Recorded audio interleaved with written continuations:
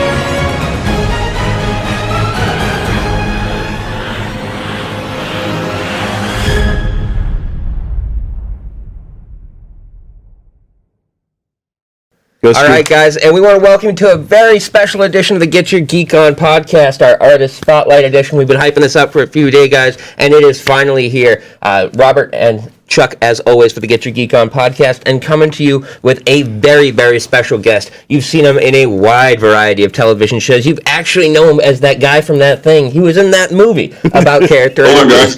Hey, and Rick, thank you so much for joining us. Rick Worthy is with us, ladies and gentlemen. Rick, thank you so much for taking the time out of your day to join us today. Thank you so much. It's a pleasure to be here. Can you guys hear me okay? Absolutely. Yep. We got you just fine here. So, Rick, absolutely thrilled. We're huge fans of your career. Actually, this is not my first time interviewing you. For those that don't know, Rick was actually the first celebrity I ever interviewed years ago working for the Nerdherdernetwork Network at Rhode Island Comic-Con. So this is kind of poetic to have him back. One of the scariest, most awesome experiences of my life, as I told you guys on the podcast yesterday. But, Rick, so obviously we know you from your wide variety of roles, especially in the science fiction world. I mean, tell us a little bit about how you got into the acting world. I mean, what specifically is it that drew you to acting, and then what drew you to science fiction more specifically? Well, I mean, it's I've said this a few times before. I was a young stage actor in Chicago 27 years ago, and I wanted to come to LA to be a cop on NYPD Blue. And I decided to make the move and come to Los Angeles, and it took about a year, but I ended up on NYPD Blue for one episode, and it wasn't as cool as I thought it was going to be. And my agent asked me if I would be interested in doing Star Trek. So I said yes.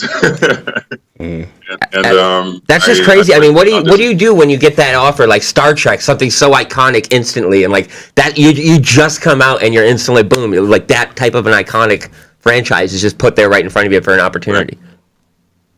Yeah, and I apologize if can you guys hear me okay? Yeah, we can hear you fine, man. You're good. Okay. I'm a big huge nerd, man. And I always have been. So when she called me and said would you be interested in being on Star Trek in any capacity, I said absolutely. So the first thing I auditioned for was a video game called Klingon Warrior, and I played a Klingon. And you ended up playing a Klingon later in Star Trek Deep Space Nine, yes. Right? Yeah. And once the first person I met was Jonathan Frakes. He liked me and he cast me in the video game, and then I met LeVar Burton. Then he ended up casting me in Deep Space Nine as a Klingon again. Mm-hmm. And I've been in that Star Trek world, and that was sort of my entry into the sci-fi world. That's awesome. That's absolutely insane, bro. So, that was your first paid acting gig? No, that was not. My very first paid acting gig was I did a movie of the week in Detroit, Michigan, which is where I'm from, and I was 20 years old, mm-hmm. And it was one of those kind of after-school specials for high school kids, and I played a young guy who was trying to pressure his girlfriend to have sex with him, but at the end they decided it's okay to say no, and that was sort of my first entry into it. But before that, I was a dancer back in the 80s. Supernatural. Okay, so let me go here and look at my list. The audition process for Supernatural. What was the audition process like for Supernatural? for that. How did you land that job? Man, that's a great question. I actually, believe it or not, I auditioned for Supernatural probably 3 times. Really? And one of the roles was Crowley. You auditioned for Crowley? I auditioned for Crowley. Wow, talk about in a different world. Yeah. Mark, our camera guy, even that you hear that he auditioned for Crowley. That's crazy. Yeah, I auditioned for Crowley, and I got to tell you, I was heartbroken because I didn't get the job, and my agent called me and said they gave it to this British guy named Mark Shepard. And I said, I know Mark, he's a nice guy, so but it broke my heart. And then probably 2-3 years go by, and she calls me and says that there's a role for the world's first vampire coming up on Supernatural, and would I be interested? And I said, yes. That is so awesome. It was very, very lengthy audition. It was about a good 9-10 pages, and I memorized, as I always do, all my material. And I walked in and just, I just became him for about 9 minutes or 8 minutes, and then I wasn't sure if I got the job. But I did because I really wanted it. And they called me the next day and said, heading up to Vancouver. So I was more than elated. That's really awesome. Now, Supernatural is definitely where I became a huge fan of yours. I actually first encountered you on my favorite show of all time, which is Heroes. So you were Matt Parkin's partner on that show, so that's where I kind of first came into you. And then when I saw you again on Supernatural, I was like, oh, wow, this guy is amazing. But now, I know obviously we're sad that the Alpha died, but if you could have changed it, how would you? I mean, I think you kind of went out really cool. I mean, you're one of the very few members of the Cult Club. I know for Robert, it's not a big fan of the show. They have this gun, this cult that can kill almost anything that's ever been created. And he was one of the very few things that they weren't sure if it could kill. So I'm not. This is where I apologize. I'm not a Supernatural he fan. knows you're all your work from Star Trek and Battlestar and all that stuff. But the moment I talk Supernatural, it's like eyes glaze over. It doesn't matter. But I mean, that's a really cool way to have gone out. So I mean, would you change it if you could, or are you kind of happy with how your character went out? I enjoyed it. I thought it was well done. I think that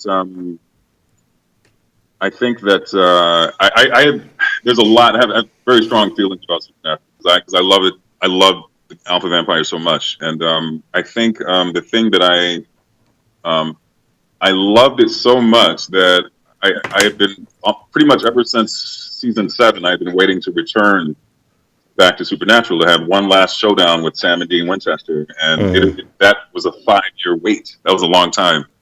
And in the meantime, a lot of other things came up. You have to make a living and take care of yourself. And so I ended up doing Vampire Diaries. Another scene of and I very much enjoyed that. And then, other things came up, and then Magicians came up, and as well as this is my current job, and I'm happy to say. And also, I've been working with Man in the High Castle on Amazon Prime. And then my agent called me last December and said, "Don't go anywhere in January because you're coming back to Supernatural." And I was like, "Shut the fuck up!" Yeah, right. She said, "No, you are." So, I read the script and I said, "This is a good script. I like that Sam is the one that gets the Alpha Vamp, and it's with the cult, which I thought was really cool. So I liked it." Yeah. So, what was your favorite scene in Supernatural? What was your big moment in that show that you enjoyed?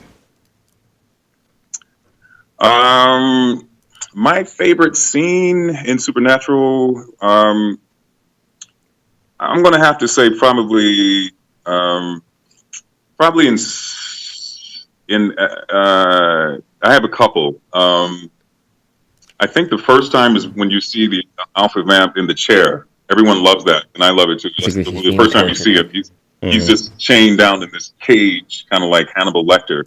And it was really well written. I loved it, and we just had a lot of fun with it. Guy B directed that episode as well as the next one after that one, and he's a friend of mine. And he said, "Hey man, just make them just as creepy and have as much fun as possible."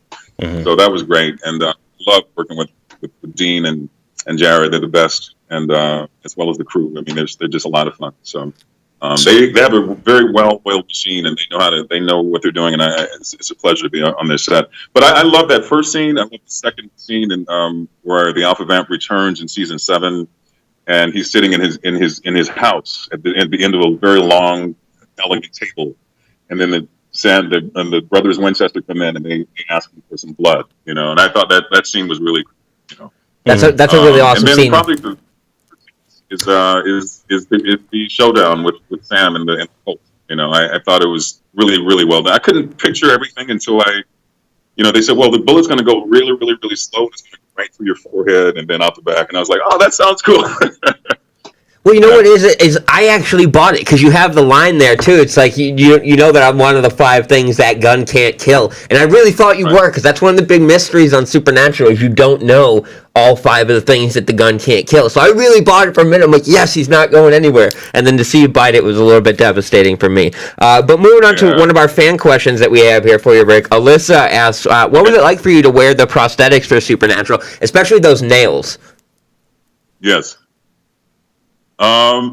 You know what? I love the nails were, I thought, a really cool part of the character, because it really just you see the nails come out of the end of the fingers, and it really I thought really cool made part of the character really just you see the. Sorry. Go ahead, Rick. Sorry about that. Robert made a massive mistake there. That's okay. I'm sorry. Claim it. I will claim that. Go ahead. But no, as you were saying? Okay, so everything okay? Yep, you're good. Okay. I thought the nails really were a great aspect of the character, because they made him just super creepy, and they just they're these long 2-inch, 3-inch nails that are all gnarly and nasty looking, and it was great. And to have the nails and to not really see so much of the fangs, but more the nails, I thought that really was a unique aspect of playing a vampire, and not only that, but the world's first, so really, really smart, I thought. Mm. So now, one of the great things that I do like about the show is your character may be dead, but as we now know in this season, there's alternate universes, and in those alternate universes, we're slightly different versions of characters that we know and love. So do you think there's room for possible Alpha return, or now with the information that we've just been given, Mark, I wanted to know, my camera, how awesome would it be if he was the alternate universe Crowley? Come on. Writers, make it happen. I mean, but do you see yourself possibly working your way back in at some point now that that's something they've created on the show? You know what? I mean, to be honest with you, Charles, I love Supernatural. I just, so much a part of me has had to not only wait to return, but to be done with the character Alpha Vamp, and then be done with him. He's been kind of walking around in my head for 5 years. So the fact gone now, is I'm ready to kind of let him go. So. Okay. There you go. So, because of the fact that we're big con people here, what is the difference between supernatural cons and regular cons? First, let me say I love conventions, man. I love them. I always have a great time. I want people to have best time possible. To me, that's what it's all about. So I love to talk to people, and I'm often criticized by the convention producers because I spend too much time with people.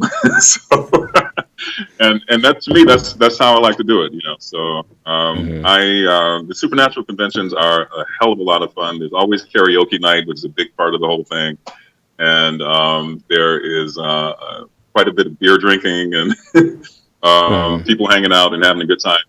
Hotel lobbies, and I've made some really great friends at these conventions, natural conventions, and I've done a couple overseas as well. A couple in England and Germany, and I did one in England, one in Germany, and they were just great. Fans all over the world love. The follow-up question was, what was that like? It's one thing being here in the United States, but when you go across the broad, how is your character received over there? Right. That's a great question. They love the series. They love Supernatural.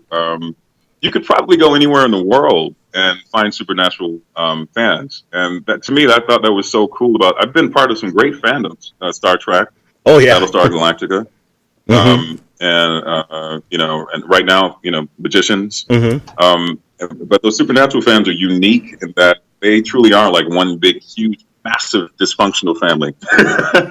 That's what's awesome here. Now, Rick, one of the things that we do with all the people we interview here, we call it the Geek Speed Round. And what it is, it's basically our version of a Rorschach test just to get to know a little bit about the person and their fandoms. But seeing as you've got such a wide breadth of sci-fi fandoms, we kind of modified a little bit here. So this is just simple, quick answer. First one that comes to your head, whichever you love most. And we're going to get quick through these here because I know that your time is precious. But I'm going to start off here with Okay. Team Castiel or Team Crowley? Oh man, Team Crowley. Team Crowley. Okay. Murder One or SVU? That's a good one. Murder One. So here's a good one for you. This one should be a tell. Break Bills or Hogwarts? Break bills all the way, baby, all the way. There it is. Magician or vampire? Oh, I'm gonna say both. Ooh. A magician Vampire. Why not?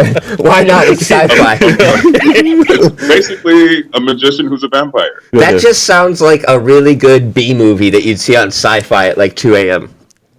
Like the Magic Vampire. Yeah. So here we go here. So Star Trek Voyager or Star Trek Deep Space Nine? Oh man, I'm gonna go with Deep Space Nine. Okay. In Star Trek Insurrection or Star Trek Enterprise? Wow, Enterprise. Okay. All right, and then here we go. Last two. Fillory or Narnia? Fillory. There we go. Fillory. The last one, here we go here. If you could have a superpower and you could choose between teleportation or time travel, which would it be? Time travel. It's a trick question, Rick. You were on Heroes. If you can do one, you can do both. I expect you to know better. Oh, that's right. So that I wraps up. would love to be able to, yeah, I would. But you can, on the Magicians, our character Penny, he can teleport. He's a traveler. I love absolutely that character. But that's actually what we're going to move into next. So perfect segue for us, Rick. The Magicians, obviously, is where fans can find you currently, and that's where I've kind of really built my respect for your work here. You obviously play Dean Fogg, the headmaster of Break Bills. But one of the things in a little bit of my research here, I found out that your character was actually supposed to die in episode 1, but they liked your performance so much that they've brought you back. So you're kind of in this weird no man's land now, where your character is, they can really do whatever they want. So is there a sense of freedom to that? I mean, what's it really like to be at the whim of the writers here? I mean, your character was supposed to be gone, so the fact that you're here 3 seasons in and such a pivotal character in the series is really amazing. It's a blessing, man, to be able to be asked to come back to a show after you're supposed to die in the pilot. So I have been having a lot of fun with it. We were blessed with brilliant staff of writers headed by Sarah Gamble, who used to write for Supernatural, as well as John McNamara, a dear old friend of mine from 15, 16 years ago. We did a show called Eyes, about Private Eyes, together on ABC, Tim Daly, and Garcelle Bouvet, and the other wonderful folks. And I think the thing is that they keep throwing so many challenges at us, man, that it seriously keeps me on my toes every week. Like, I don't know what they're going to do, and they want it that way. So at any given point, I keep thinking they're going to kill me off. So, and it has really forced me to really bring out my best, that I can.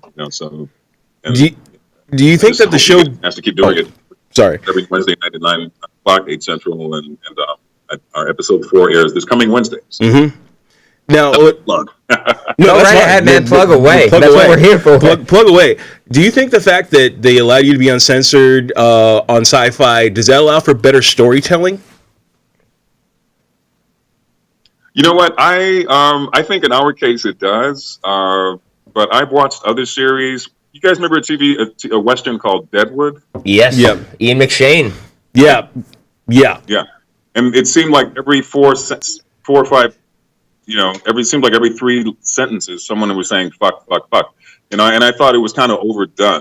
Yeah, it was a great series, but I thought maybe tone that down a little bit. It's like they're over abusing it, and I think excuse me, I think in our case, we're not really abusing it at all. We're using it, as it is needed, And I think that's something real that's. life.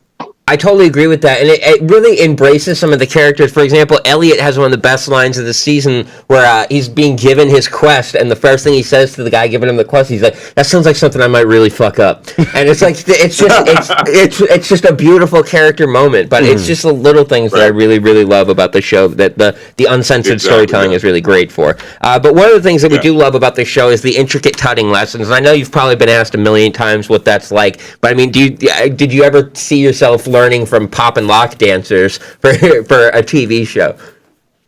Well, he just said he was a dancer. Well, I'll be 51 years old in about 2 months, and I have to tell you, I'm the senior actor on the show, and I used to be the youngest guy on the show, and back in 1983, I was Pop Lockett, man. Really? Yeah. And, well, no, I saw the videos of him dancing on YouTube, but it was just like silly dancing and stuff like that. So. Yeah. My brother and I were break dancers back in the '80s, and we jumped all on top of that, man. And Michael Jackson and moonwalking, the pop and all the movies that came out. We were all in Breakin'. What's the other one? Breakin', and there were two big movies that came out during the '80s that were all about breakdance. Okay, so there's Breaking, and then are you talking about the pilot? Do you remember the pilot? Does anybody remember the pilot?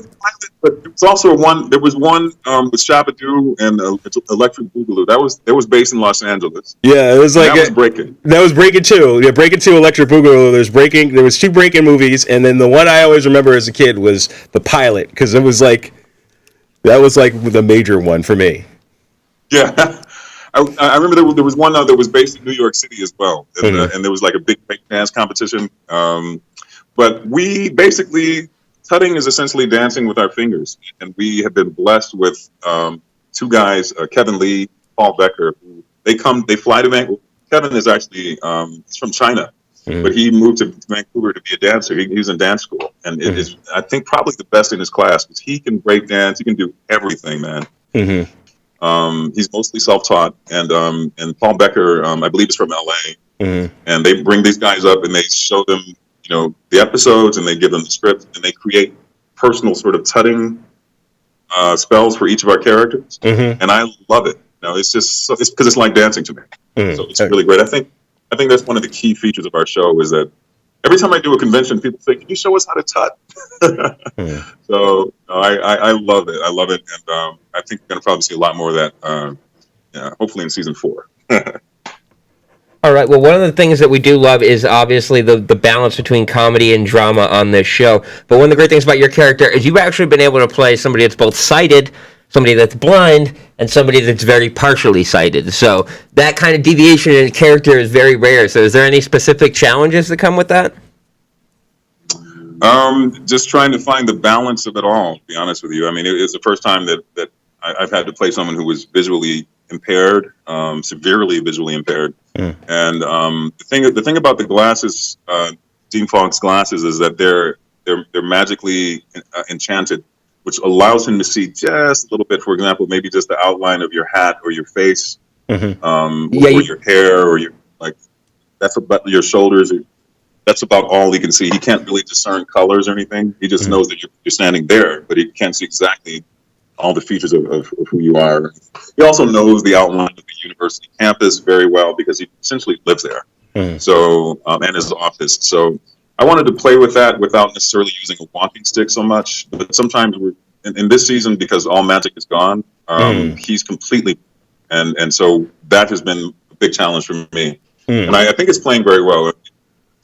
Our episode 4 aired this past Wednesday, and it worked out really well. So. I have to tell you, this episode, I didn't even put it in our outline. You had my favorite moment by far now of Dean Fogg's, and you just casually walk into the room as they're talking about the keys, and you have 2 bottles of alcohol, and you look at Quentin and you're like, "Is this Scotch or rye?" And he's like, "I think it's bourbon," or he says something casual like that, and then you just look like shrug it off like very well, and you take it and slug back off into the other room like, "I'm gonna go take a nap," I believe is your line. So it's just like it's that depression of like, man, just still it's like seeing Dumbledore drunk and depressed. Like, it was just a priceless moment to me. But that whole, like, is this alcohol or this one? And it's a third option. Oh, well. That is my favorite acting moment I think I've ever seen from you so far. Just because it was so earnest and comedic. Like, oh, it was great. But, so... Thank you. Yeah, thank you. Thanks so much, Charles. I was telling Stella, who plays Julia, I said, I don't know what they're going to do to me this season, man. I don't know if Dean Fogg's going to shoot himself. I don't know what he's going to do because everything's gone to hell. No magic, and it's his university. He has to find a solution, So I love the direction that they are putting me, and I found this sort of dark humor in him that's really bizarre, So I love it. I absolutely love it. So, speaking of favorite scenes, what is your favorite scene thus far in the Magicians? I'm sorry, I'm a little starstruck. There's so many, man. There's so many, and I'm one of these guys. Like, I will watch the series just like when you guys watch it. That's when I watch it. So like, I sit in my living room. I order some pizza and some beer, and I turn out the lights and watch Magicians, and I'm really in love with this series so much, and I think I really humbly say this. I think it's one of the best things on TV. I really do. I totally agree. It is one of the only shows where I've actively cheered the renewals. Like, I didn't get I have the news alert set for the renewals of it, and I didn't get the news alert for the season 3 renewal last year until I was watching the finale, and in the credits, it's like, the Magicians will return for season 3, and I was like, literally cheering my house. My girlfriend came running out the bed, and she's like, what happened? Who won the game? I'm like, nobody won the game. Magicians are coming back. And she just looked at me like, why am I with you? But it's just one of those moments of just like, I love this show. It really is some of the best storytelling. It's like a rated R Harry Potter, but way cooler, because there's just so many.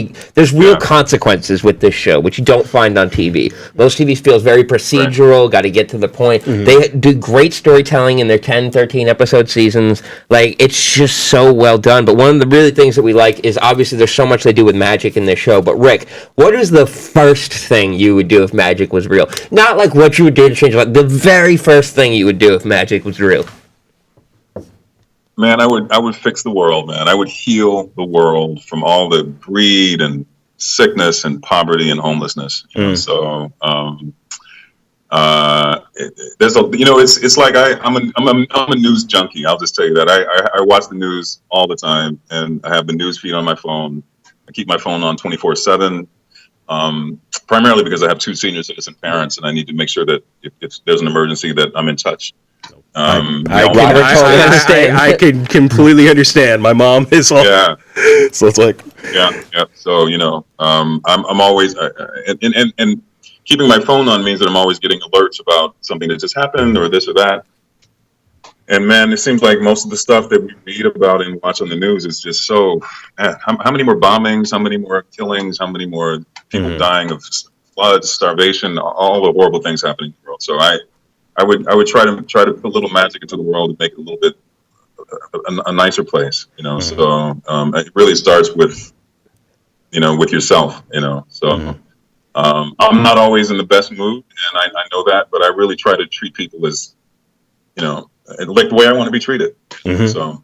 And Rick, as crappy as the news can be and depressing, trust me, I know. I just want to thank you, because it is people like you that create the work that you create that allow us to escape from how crappy the real world can be sometimes. So I want to just thank you very much for what you do on that show.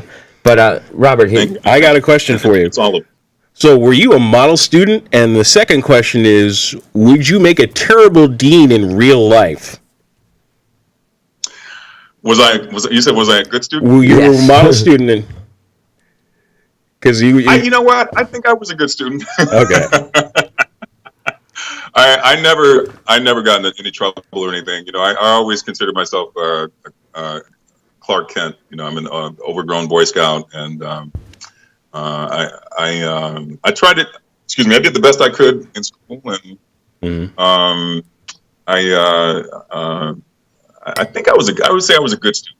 Yeah, I was a good student. And in real life, I think I would actually make a pretty good dean. But what's kind of funny is that my brother was actually a dean of a school in New York City, and I sat in on one of his classes one day, and he has complete control of the classroom. It was pretty funny because I know my brother. He's like he's a fun guy. He's the life of every party. He's just he is the man really. He's married. He's been married for a long time. But when he's in teacher mode and dean mode, he's more like Dean Fogg.